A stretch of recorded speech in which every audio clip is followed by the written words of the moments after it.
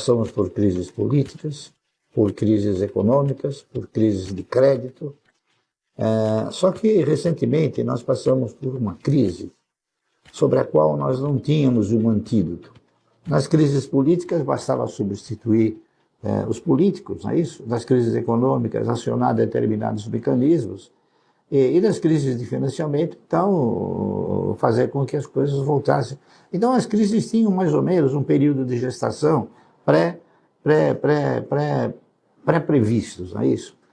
A crise que se abateu sobre o mundo inteiro e também sobre o Brasil, é claro, que foi essa crise de pandemia, nós não tínhamos esse antídoto. Então, foi necessário se debater muito, se pesquisar muito, né? E, consequentemente, como todas as crises abrem perspectivas de pressões fortes sobre o mercado, essa também não foi diferente. E acabou resultando, né, em excelentes oportunidades de investimento. O governo foi progressivamente reduzindo as taxas de juros.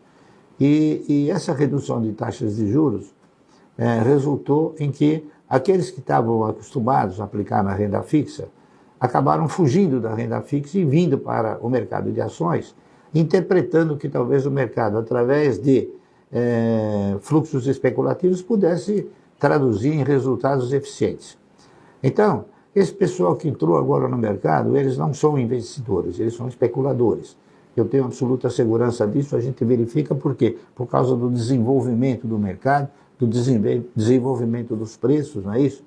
E da postura, a postura que se colocou no mercado atualmente, né? Nós temos hoje uma figura que tem exercido uma pressão muito forte sobre as cotações. São as locações, né? Eu considero que a locação é um estelionato, mas enfim, o governo não acha, a CVM acha que não, então a gente tem que até alguém se conscientizar de que isso é um estelionato. Então as locações, elas são feitas em grande escala. Eu poderia até citar alguns, a IB, por exemplo, que é um papel que eu venho acompanhando com muito interesse. Ela chegou a ter 165 milhões de ações locadas. Então, o que acontece? O cidadão loca uma ação, tá certo? E ele vem com esse pacote de ações no mercado. Ele acaba gerando o quê? Ele acaba gerando uma pressão, tá certo? E essa pressão faz o quê? Ocasiona uma diferença de preço para baixo. O preço diminui. Aí o que ele faz? Eu vou dar um exemplo prático. Ele alugou por aí ele leva o papel até 60, 70 centavos. Quando chegou a 60, 70 centavos, ele recolhe e devolve. Essa operação, uma especulação desenfreada e que conduz o preço a uma situação de inadequada, né? Um preço não se forma com fatores naturais. A gente poderia até dizer que é um preço que foi manipulado, tá certo? Eu costumo analisar os números, evidentemente, porque isso é o fundamental, não é isso? A Cielo, ela chegou a ser uma empresa que teve o seu preço, né, a 24 e alguma coisa, eu não me recordo exatamente. Quando ela produzia resultados de 1 bilhão e 800, 2 bilhões. Ocorre que começaram a ingressar no mercado concorrentes para a Cielo, meios de pagamento, não é isso? Então vieram inúmeras empresas. Essas inúmeras empresas acabaram resultando numa concorrência forte e a Cielo já não teve mais aquela postura monopolística que ela possuía. Aliado a isso, vieram todos os problemas ocasionados pela Covid, tá certo? Os problemas da Covid, eles fizeram o quê? Eles produziram uma retração extraordinária, poderosa, nos meios de pagamento. Então, muita gente deixou de comprar, o camarada deixou de ir no supermercado, deixou de ir no shopping, deixou de almoçar, enfim. Então, os meios de pagamento diminuíram muito. A Cielo chegou a 2019 a dar prejuízo. Aí, imaginem só, ela caiu para 2,20. Muito bem. Agora, no ano de 2021, ela já começou a produzir resultados positivos.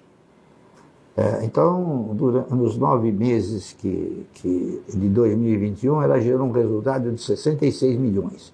Então, ela está voltando devagar, não é? Ela está voltando progressivamente. Só que os números voltam, mas a cotação não está voltando. Por quê? Porque existe uma alocação muito forte, muito grande dos grandes fundos, e esses grandes fundos eles fazem o quê? Eles pressionam o preço, seguram o preço, para que eles possam recomprar as ações. Só que, em relação a IRB, em relação a Cielo, eu acredito que deva estar acontecendo o seguinte: os fundos estão vendendo, alugando, vendendo, diminuindo o preço, mas tem quem está comprando. Eu, por exemplo, estou comprando. Então, o que está comprando também Cielo que estou comprando. Então, o que ocorre? Eu estou comprando exatamente por causa desses números que eu falei para você, né? A gente não está enxergando assim, a gente está enxergando para frente. Então, vamos supor que a Cielo, o ano que vem, ela volte a dar 1,5 bilhão de resultado. Ela não vai custar R$2. Andaram produzindo análises e recomendações em relação a preço-alvo, ou preço justo, tá certo? Então, por exemplo, o Safra, ele interpreta, tá aqui eu anotei isso, ele diz que o preço justo da Cielo é R$4,80. Mas nesse preço de R$2,20 ele não recomenda comprar. O Credit Suisse acha também que o preço justo da Cielo é R$4,80, mas ele não recomenda comprar. O BofA acha que o preço justo da Cielo é R$5,80, mas ele não recomenda comprar. O BBI acha que o preço justo da Cielo é R$3,90, mas ele não recomenda comprar. E o Itaú BBA acha que o preço justo da Cielo é R$5,50, mas ele não recomenda comprar.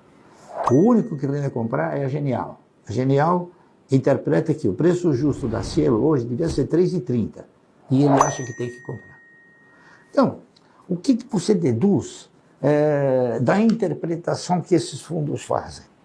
Eles estão alugados e vendidos. Ele te fala, não compra, deixa que eu preciso comprar. O aplicador, pessoa física, ele tem que começar a aprender o seguinte, a avaliar com algum sentimento de desconfiança também. Por exemplo, se eu faço essa leitura, por que ele também não pode fazer?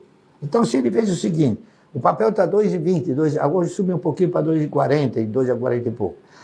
Se ele está vendo isso e está notando que essas casas de análise, que são a expressão mais forte do mercado, se eles estão falando que ela vale 5, mas por que não comprar?